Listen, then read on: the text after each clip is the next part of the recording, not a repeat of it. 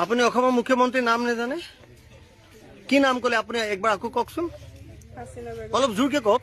হাসিনা বেগম হাসিনা বেগম কোন আছে অসমৰ? মুখ্যমন্ত্ৰী। কি ক'লে এতিয়া আপোনালোকে ভালকৈ শুনিলে নহয়।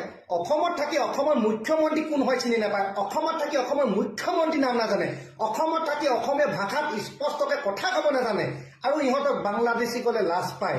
কুকুৰ চব চালা, বাংলাদেশৰ পৰা আহিবি থাকিবি অসমত, তহঁতক মাৰি একদম খেদাই পঠিয়াব লাগে। অসমখন তহঁতি বৰবাদ দি দিছ কুকুৰ চব চালা। তো এই মহিলা গালি পার বাংলাদেশিকও আমার একো মতলবি নাই, কিন্তু কারণ এটাই, কিন্তু এই মহিলা অসমতে খাইছে, অসমতে বসবাস কৰিছে আৰু এতিয়ালৈকে অসমতে আছে। আৰু অসমত বসবাস কৰাৰ পিছতো অসমৰ চিএম, অসমৰ মুখ্যমন্ত্ৰী তেওঁৰ নাম নাজানে। আৰু কিন্তু এই মহিলাৰ জৰিয়তে চব মিয়াক জোকাৰি নলবি। আৰু তই যে এতিয়া ডাইলগ চুদা আছে, মিয়াবোৰে ভালকে অসমীয়া ভাষা নোৱাৰে। আৰু তোক মই এটা কথা ক'ব বিচাৰিছো যে নেক্সট টাইম এনেকুৱা মিয়াক লৈ এনেকুৱা গালি নিদিবি, নহ'লে মিয়াবোৰে তোক উল্টাকে কটি মাৰি দিব। তেতিয়া গম পাই যে মাৰাক চোদা মিয়াৰ পোৱালি হয়।